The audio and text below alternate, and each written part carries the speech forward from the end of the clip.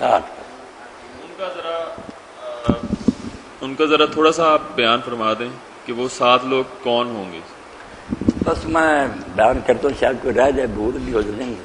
پہلا جو ان میں جو ہے نا، جس سے اندازہ کریں کہ یہ اسلامی حکومت جو اتنی بڑی بات ہے کہ یہ صوفیزم نے کہہ دیا نہیں خانقاہ اور حجرہ میں اللہ اللہ کرو یار، حکومت کا کیا لینا دینا، کتنا ظلم کیا۔ پہلا ہی یہ بیان فرمایا آپ نے کہ الامام اولاد، جس کو حکومت ملے اور انصاف سے وہ حکومت پہ کرے، یہ پہلا گروہ ہے جو عرش کے سائے کے نیچے ہوگا۔ جتنی نیکی اس کی ہے، میری آپ کی نیکی تو لازم ہی نا کہ تھوڑی دور تک جاتی ہے، تو متعدی سارے ملک میں پھیلتی ہے، ایسا اس کا عدل و انصاف جو لوگوں کو سکون نصیب کرتا۔ تو پہلا گروہ تو امام عادل کا فرمایا، اور دوسری طرف فرمایا کہ جو ظالم حاکم ہے سب سے سخت عذاب اس کو ہوگا، سب کے مقابلے میں اس کو زیادہ سزا ہوگی کہ تیرے پاس اختیار تھا، تو بے بس نہیں تھا، پھر خلق کے خلاف چیختی رہی۔ تو پہلا گروہ اللہ کے رسول نے امام عادل کا فرمایا، اور دوسرا یہ بھی فرمایا کہ ایسا نوجوان شاب النشا فی عبادت اللہ، جب سے ہوش سنبھالا اللہ کی عبادت میں مشغول لوگوں نے دیکھا، اٹھتی جوانی میں سے وہ اللہ کے سامنے جھک گیا۔ ایسے جوانوں کی بھی اللہ قدر کرے گا کہ یہ زمانہ بگڑنے کا تھا، شباب تھا، جوانی تھی، گمراہ ہو سکتا تھا، مگر اللہ کے خوف سے نوجوان عبادت کرتا رہا۔ اور تیسرا فرمایا کہ ایسا آدمی جس کا دل جو ہے نا مسجد میں اٹکا رہتا، اور یہ بھی پھر ایک گروہ فرمایا کہ جن کی محبت اور ایک دوسرے سے جدا ہونا اللہ کی وجہ سے، اللہ کے لیے وہ اکٹھے ہوتے ہیں، ایک دوسرے کو ملتے ہیں، دین کی باتیں کرتے ہیں، دین کے بارے میں سوچتے ہیں، اور جب اٹھ کر جاتے ہیں اس کے بعد بھی ان کے دلوں میں ایک دوسرے کی اللہ کی وجہ سے محبت قائم رکھتی ہے۔ یہ نہیں کہ سامنے دکھانے کے لیے کریں اور بعد میں دھوکے کریں، نہیں، ویسے دو مسلمان بھائی ہیں، اکٹھے ہوتے ہیں پھر بھی اللہ کی محبت سے، اور اگر جدا جدا ہوتے ہیں پھر بھی اللہ کی محبت ساتھ لے کر جاتے ہیں۔ ایک فرمایا وہ اور آدمی ہے جوان، اس کو ایک خوبصورت اور مرتبے والی عورت نے بدکاری کی دعوت دی، کوئی کمینی عورت نہیں، بڑی کسی افسر کی بیوی ہے، امیر گھرانے کی ہے، اور خوبصورت بھی ہے، ذات و منصب میں مجلا ہے۔ وہ اس کو بدکاری کے لیے کہتی، مگر اس نے کہہ دیا کہ نہیں، میں اللہ سے ڈرتا ہوں، میں یہ کام نہیں کروں۔ یہ بھی بڑا امتحان ہے۔ یوسف علیہ السلام جیسے بندے یہ امتحان دے سکتے ہیں، اللہ خود کہتا کہ اگر میری مدد نہ ہوتی تو وہ بھی پھسل جاتا۔ اس لیے ان لوگوں کا بھی کہا کہ جن کو ایسی حسین جمیل عورتیں برائی کے لیے کہیں، اگر وہ اللہ کے خوف سے یہ بات نہ کریں۔ اور ایک گروہ فرمایا کہ جو اس ہاتھ سے اگر خیرات کرے نا تو بائیں کو پتہ نہ دے، چھپا کر خلق خدا کی مدد کرے، ان کو بھی اللہ اپنے عرش کے سائے کے نیچے دے گا۔ یہ گروہ آپ نے بیان فرمائے، بڑی باتیں، ایسے لوگ بھی جن کا دل مسجد میں اٹکا رہتا۔ یہ 7 گروہ صحیح بخاری سب کتابوں میں آپ نے بیان کر دی، ان کو اللہ اس دن اپنے عرش کے سائے کے لیے، یہ پریشان نہیں ہوں گے، خواہ کتنا دن لمبا ہو، یہ جنت میں ایک سامنے بیٹھے ہوئے ہوں گے۔ اللہ ہاں، مگر یہ قضاء کا منصب جو ہے نا خطرناک بہت۔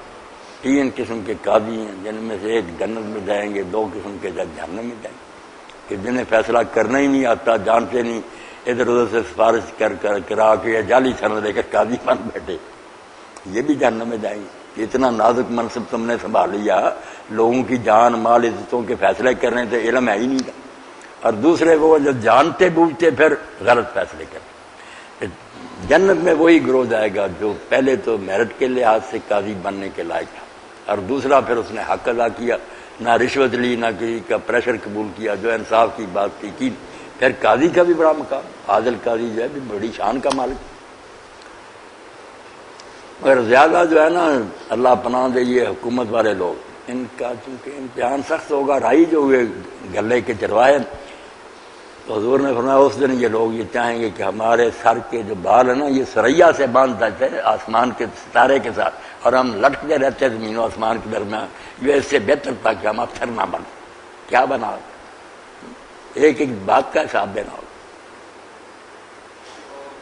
یہ سلطان بشیر محمود نا، جس نے یہ اٹام ترقی کا کیا، اس نے اپنی کتاب جو آپ نے مجھے دی تھی کہ زندگی بعد موت کے بارے میں، آخرت کو اس نے سائنس کی روشنی میں ثابت کیا۔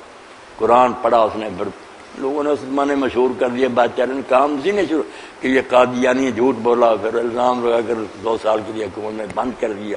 ہر اچھے آدمی کو سائیں دی، مگر اس کو قرآن پڑھنے کا موقع مل گیا. یہ کتاب نا لے کر آپ نے پڑھ لی، اس نے سائنسی نقطہ نظر سے نہ موت کیسے آتی ہے، پھر قبر میں کس طرح سنتا بھی ہے سب کچھ، بعد میں بھی جو ہے نا شہیدوں کی لاشیں کیوں سائنسی ثبوت دیے کہ ہم دین. اس نے کہا سائنس مسلمان سائنسدانوں کو یہ میدان میں آئے کہ ان چیزوں کو بناتے بناتے ان کافروں کو سائنسدانوں کو منوائیں.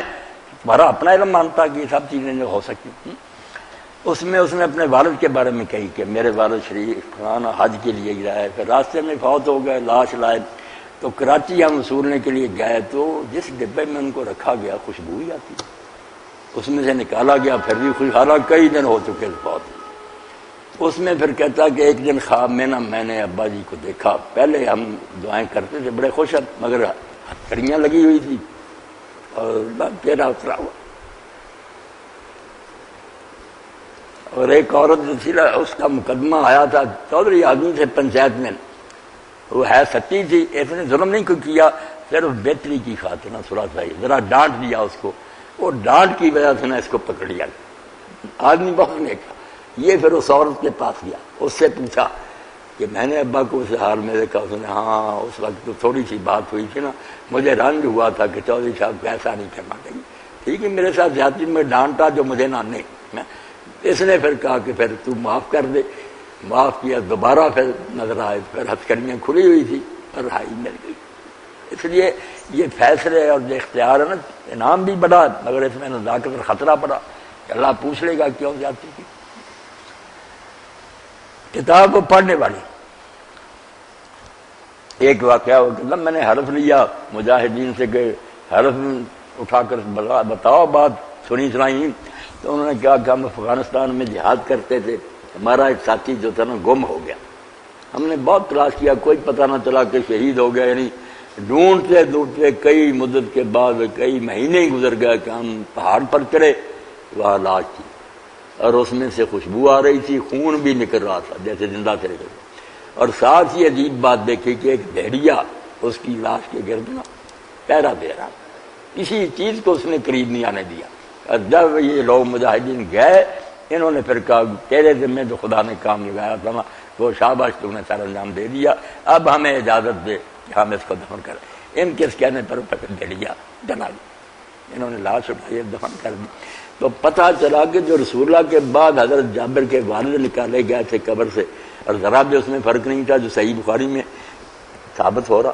پوری کتاب اس طرح لکھی ہے اٹامک انرجی کے اصولوں کے مطابق کہ کس طرح تم کہتے ہو کہ موت کے بعد کچھ نہیں ہے. یہ پیاری کتاب. ٹھیک ہے آپ نے بڑی مہربانی کی، میں نے پڑھی شوق سے، سب کو پڑھنی چاہیے. اللہ اکبر.